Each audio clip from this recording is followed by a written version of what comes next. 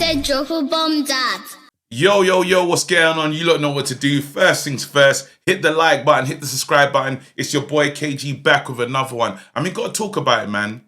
Ineos.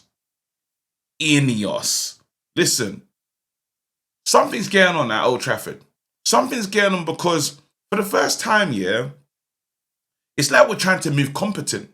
It's like we're trying to get our lives together and move correct in the window. And I haven't seen this from Man United. I haven't seen this side that is, getting their targets early, trying to get deals done early. Bryan Mbeumo is pretty much done. It's just literally now it's a moment of get the medical done and then he's going to be a Man United player. They're saying sometime next week, Bryan Mbeumo could be a Man United player. And that is music to the ears of me. Like, I'm telling you right now, Mbeumo, however you want to say his name, he's coming to Old Trafford. And that is the moment there, because talk about people that could be transformational signings in the team. And these guys are proven dons. That's what Man United's focus has been on.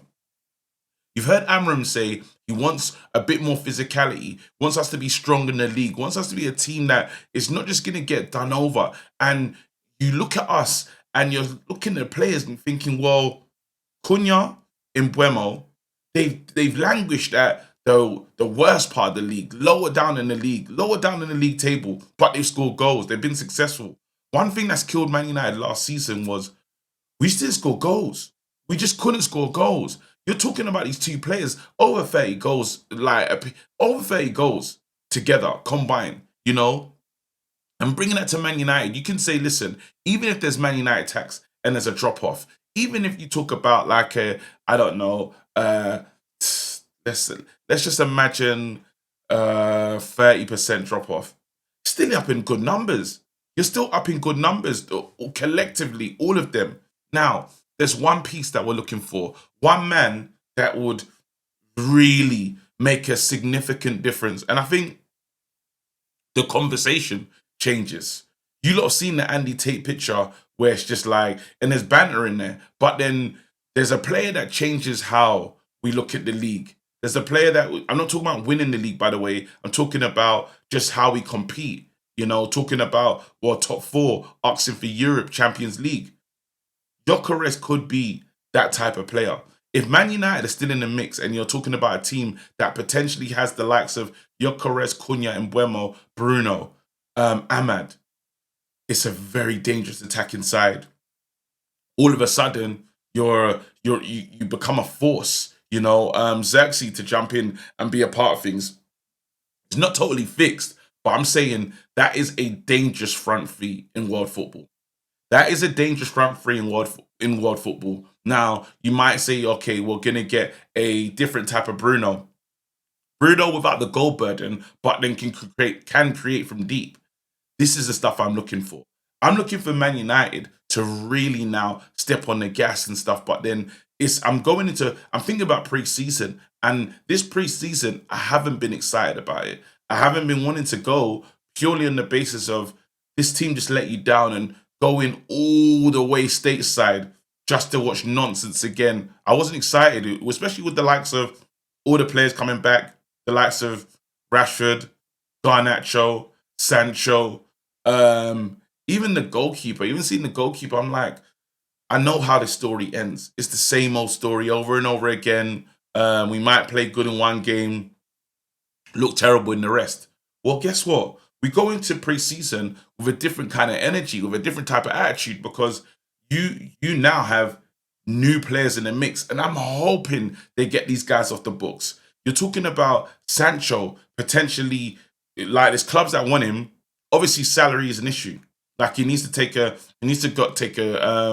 decrease in pay. But then for me, it's like Sancho. If you want to play if you even want to talk about potential World Cup football, brother, you gotta find your club and get settled. You can't be none of this moving around when people are buying, and then you're gonna be buying it'll be okay for him. But brother, in a World Cup year, try and secure your situation so you can be at the World Cup. What greater way to hold that to all the rivals and all the people that don't believe in you if you get selected for the World Cup and do well. There you go. There's nothing more to be said. There's nothing more to be to break down in it. Now you're hearing about the likes of the Barca links and stuff. Again, that's another exciting one. Apparently, Real Betis are doing everything they can to pick up Anthony, and the players going from Real Betis to Cuomo. We should see something happen. We should start to see movement and stuff. So the outgoings for the first time are going to be there. But this is the one thing we can say for sure. Structurally, something is happening at Man United. Something's happening at Man United. Things that we like to see. Players getting there at this time, the right stuff, the right type of transfers. Man United have always spent money, but spent money poorly. People looked to the last window and said, you know what, not bad. I'm still keen on a guy. I think he'll be a good player. We know we got Mazraoui. He'll offer. Euro, good player. Dorgu, raw, but I think there's something there. I think with Dorgu, we can really I feel he'll kick on next season. Who else do we bring in? I feel like I'm missing Delate's actually Ugarte. If I've forgotten another player, I apologize. But the window is not like we've been looking better, picking out players. It needs to continue. The likes of Rasmus leaving the club, I'm up for it. I'm up for it. If it means bringing in that cold, deadly striker, absolutely. I kind of wanted 3 strikers at the club. That's what I'm really looking for. Xerxes definitely is going to be a striker at this club because I can't see him playing in the 10 properly. I can see the 10s running ahead of him, but then he'll be the main focal point. I'm excited that, Euro and Kobe. Kobe getting back into the mix, not injured, having a real pre-season could be something great for us as well. Like Man United, I just want to see us do something. Oh, what can I say? I want to be proud of the team. That's what I'm looking for. I want to take some pride in the starting 11. I want to look at us and think we can beat anyone on our day. Not just on our day, but we can beat anyone. Obviously, last season, there's no feelings like that. And Amarim's got it all to do. Because now the big thing was they're not his players. Well, if you bring in Gyökeres, Cunha and Buemo, I'm sorry, there's no excuses. There's no excuses. Now, Gyökeres ain't done or nothing, not finished, but the way it's sounding with Arsenal is they are going to try and all out for Sesko, and Sesko should become a Arsenal player. That's what gives us the move. That's what gives us the forward. The only issue is we're probably going to have to wait a while. Excuse me.